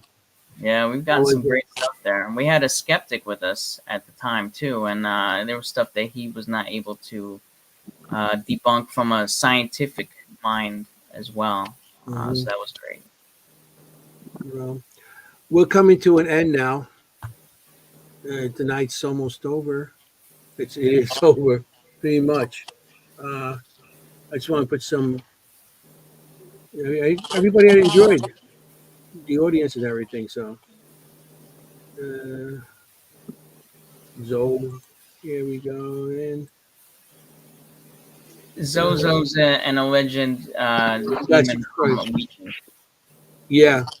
So that's yeah, I think from the Ouija board and everything. Yeah, just replying to some of the comments here. I see, well, ERRT, East Coast Spirit Chasers, that is the Facebook page, not the group. The group has been, we don't, it's not active. You want to do the page with our little ghost icon on there. And yes, the documentary is on the East Coast Spirit Chasers YouTube page, The Conscious Afterlife. That's good. That's good. Anybody want to check out? I recommend to go check out their stuff. They've been in a lot of places, and you know, I'm gonna be checking your stuff out after the show. You know, so I really got to. So what time is it? Oh wow, it's getting there. It's like I got to say goodnight to everybody. So I just want to thank you guys for being on tonight. I really appreciate you guys being on. I'm sorry at the beginning when we had a little problem there with the my being blurry, my first part of the show. And now we're getting some audio problems. I don't know. Travis, what do you bring your friends over here to interfere with my stuff here? Yeah. You're blurring me out. Yeah, you got to tell them, back off a little bit. They're interfering with everything here. So I just want to thank you guys for being on again. I Thank want you to so thank much. the audience. Yes. Yeah. The Red Ghost, that's our guy. That's Chase the Ghost. That's his name, Chase. This one here? Yeah. Our logo has the little creepy house in the background, and the red ghost, that's our mascot ghost. His name is Chase. Okay. We appreciate everybody subbing and supporting us. That's him. That's him right there. Yes. Yep. Yeah, the little red ghost. That's cool. We got people who are going to come on tonight, you know, and subscribe onto your channel. That's what this is all about, for you guys to get your stuff out there a little more, you know. So, okay, we're getting down. I got to get off because if I don't, we hit the 2-hour mark. I'm gonna get docked. No, I'm just kidding. I'm just kidding. So I just want to thank you guys again. I want to thank the audience for coming out and joining us tonight and the great questions. I try to work with the audience. I just, try to get as much your questions out there. If I didn't, I'm sorry. If I wasn't overlooking you, but it's so much I could do by myself. And so I just want to tell everybody. Oh, I just want to tell everybody thank you.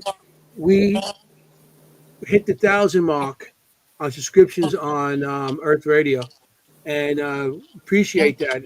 We got 10 subscriptions within since last week to now, so I thought that was pretty cool. To finish off so we got the 1,000 mark. I want to thank everybody in the audience and everybody that's following us, and also I want to say, if you're going to go out there and investigate, you got to be safe. You got to be safe because you want to look for ghosts. You don't want to be a ghost. I want to say good night. Ciao, familia. Forget about it. Good night. Thank night, you. everybody. Thank you. Thank you. Hey, how you doing?